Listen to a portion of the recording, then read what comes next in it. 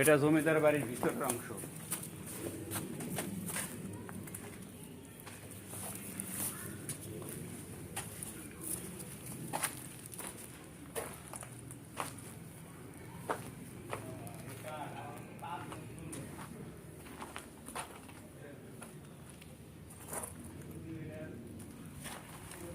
জমিদার বাড়ির ভিতরের অংশ, 2 তলা ভবন, চারদিকে।